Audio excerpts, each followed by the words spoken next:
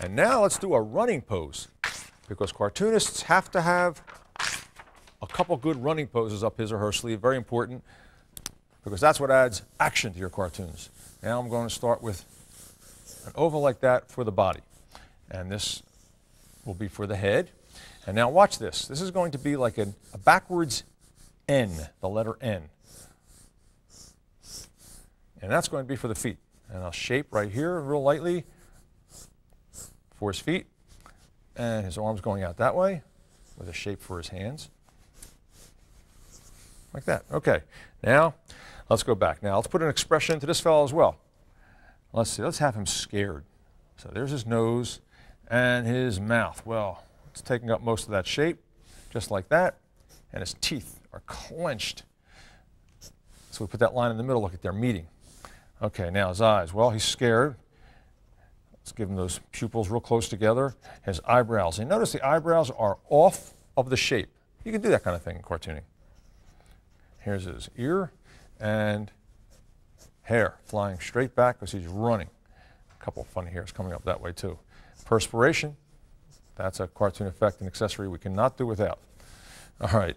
Now, let's thicken up what we've already put down. And that's going to be his arms. That'll be a sleeve right there. And watch this. His forearm tapers like that to his hand. Now let's have his thumb out like this. Now his palm will be facing us. See that circle there? We're going to add fingers to it.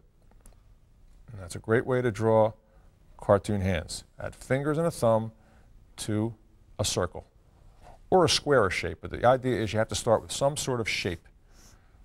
Let you know where you're going. Okay, now here's his other arm. Now, I might have started with this. Might have started this with a pencil and then erased it after I put the ink down, but I want you to see the stick figure at home, so I'm using marker.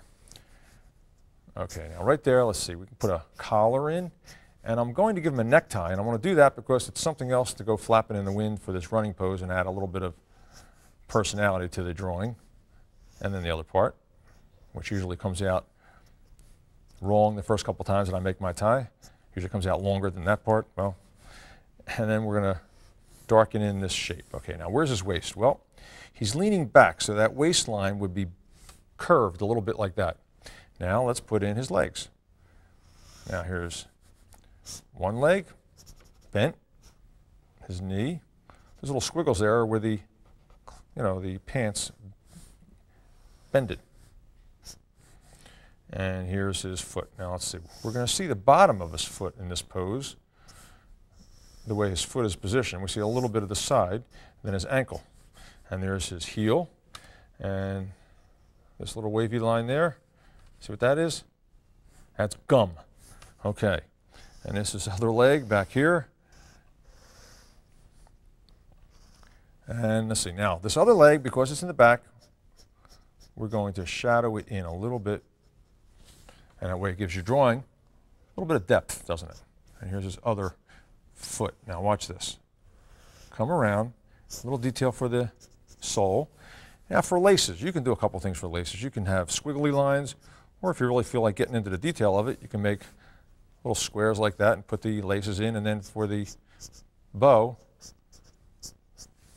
and it all depends on what? Your own personal style of cartooning, and I've seen it done many ways. Let's give him jeans. Some stitching. Okay, let's see what else. Well, we got to put a shadow. And notice the shadow is away from the figure. That way he's in the air. Now, it just looks like he's floating in the air now, but not with cartoon effects and accessories. Some dust, some smoke. And I don't know what this guy is so afraid of, but you know what? Let's even make him going faster. Now watch. Boom. Take it to the max. That's what I say. Make your cartoons run off the page. See how that works? That's great. All right, now let's add some color to it. I'll use a little bit of blue for his pants. Just like this. Now these are your actors, friends. These would tell your story.